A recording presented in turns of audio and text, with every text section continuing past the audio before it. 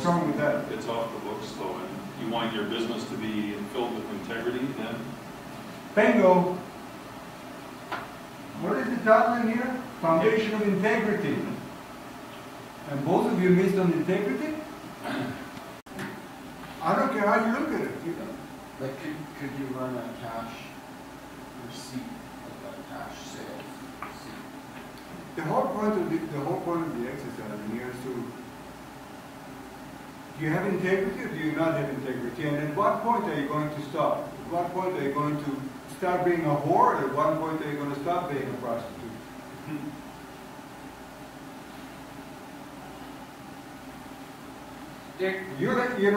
Once you start, it's a slippery slope.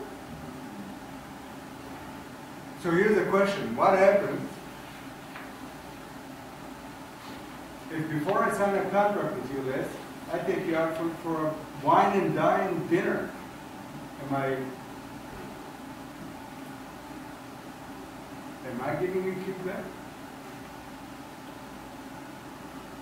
The dinner, that's more of a part of the sales process, right? Is it acceptable to kickback? It's acceptable, whereas if you're receiving There's no condition. there's no real, I will sign only if I get these things back.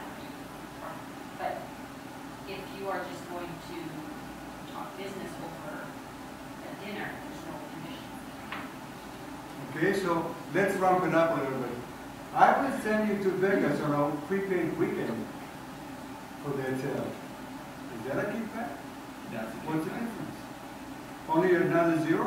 Well, what's the intent of the Vegas trip? Are you going together to discuss No, I'm sending you, I'm not going with you. the dinner though? You're meeting with. Okay, I will go with you to Vegas. Alright? It's a little over the top. Why? You could have those discussions and sort out the deal without going to Vegas. I don't mind going to Vegas. I mean, Okay, I'll send a bunch of strippers to your office. How is that? Okay, before we go hyperbolic here, it's important to know Amos is being devil's advocate because that's his favorite thing in the world to do. But you have to understand, you want to be able to know where you're going to draw that line. And when you have staff that are selling or marketing for you, you have to exemplify what you want them to do. Because if you're not acting in that way, they're going to act in that way. Now, I've been in situations like this. It's a judgment call. It's your business, it's one thing. Do you want your staff exposing you to legal complications by doing something off the books? That's a concern. That's a fiduciary and legal concern. You know what I mean? Stuff that's on the up and up, like you're going to expense it and get 50% back because it's entertainment, that's different. That's on the books. You keep track of it. You know, that's where I draw the line. Amos might disagree.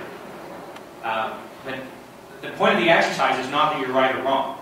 That's for moralists. We're here to talk about the business integrity. Because that example you're setting, that's what you want your staff to do, right? And if you break the rules, expect your staff to break them further. They always take a little extra. You're the role model. Whatever you do, and if you think this is acceptable, then why should do it without you knowing? Exactly. But I'm going beyond that, and I'm interrupting you again. That's okay. I'm going beyond that. Tim, if you do that, what happens next is that client will expect that from you the next time around, and the time after that, and the price will go up, and it'll go up, and it'll go up. It'll go up to a point where at one point you'll either lose the client or you lose your self-respect. Well, to me, I would have lost my self-respect right at the beginning. I've done situations that barter work for work, more or less than that. What's it going? They're right. Amos was telling a story recently. You know, but Amos is right. You give a little, and they're going to want you to give a little more next time. And if you start bending the legal rules, now you're in an issue. Let's move on to the second scenario of this scenario. In negotiating with a property manager, it's a lucrative contract. but he wants 24 grand for his race car. This sounds like a pie in the sky thing. It actually happened. Did it not? Yeah. So here's the story again. Where does it stop? What, you know, I've been working with this, we worked with this company for decades. Well, not decades, it took me a year. And we were servicing all of their buildings. And every once in a while. That's one way. How many of your competitors have the same thing? Well, How many of our competitors have an A+ rating? not Yeah. many, None. not many. And how much of a difference if somebody came to me and said, I'm listed with Better Business Bureau, and I have an ARCO and triple net or whatever, triple rating, and the prices are the same, but this guy's a better salesman. Would I look at an ARCO or would I look at a better salesman? Maybe an ARCO, maybe that window has got something else to offer that stands out more than an ARCO. So why would I go to an ARCO? And there's another tool there for if we're talking about. So if you're looking at the product and you're wowed by the gadgets, that's another way. Oh wow, look at this feature. Oh wow, look at this. So that wow effect is there. You know. You've been listening to us a long time. The wow effect. You got it. You have to have the wow effect. You have to have a point of differentiation. You can't be just another house builder. And I'm sure there are other people out there, I don't know, but you can tell me there are other people out there that are building green homes. I know that the effect is known, but you must have competition. We have competition, but it's a very small, like there's just, 2 or 3. Okay, so what sets you apart from the competition?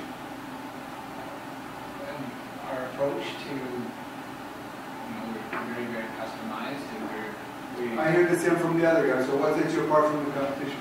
well, it's harder to differentiate between our direct competitor that does exactly the same thing. We're differentiating from all the other home builders down to this 3, and then our customer service, our very, very positive referrals, our consistent approach to building, our information management system, our client focus. Like it's all in the sales again, trying to explain how we approach and how we meet. Where is it, if I looked at you at the surface, where do I see the differentiation? Unless I sit with you and you That's the thing. tell me about all The this. first thing it says, building refined, energy efficient homes. So they're what? refined and they're energy efficient. Well, what? But I'm going to energy efficient anyways. You already went to you and your 2 other competitors because you're being energy efficient. What sets you apart from the other 2 dogs in that pack? That I don't know, but I want to know what is going to make that person open up my website and consider us.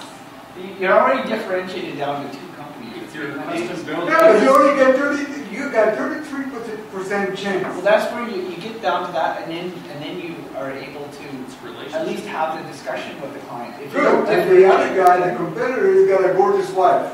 Now who do I talk to?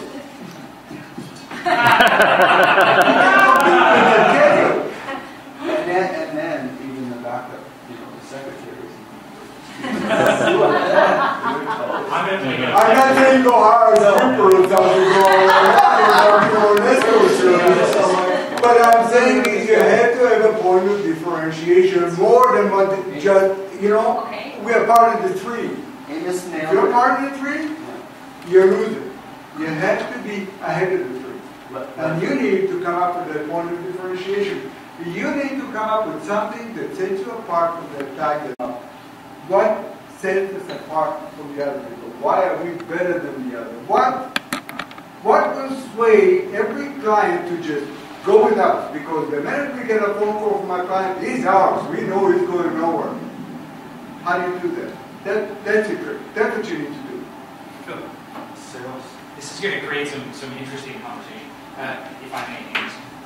What Amos is talking about here, It comes into a niche, it's got that market corner because everybody else afterwards is copy shop. And the first one always wins. We get the mind share. You've got to find a niche. You're part of the 3, that's not good enough for me. That means a 33% chance, and that withers down to God knows what else from that point on. But we already know you're starting 66% behind the egg ball. So you've got to find a way to create a point of differentiation differentiation. This is us. Nobody like us. This is Africa. There's nobody like Africa. Nobody in this industry.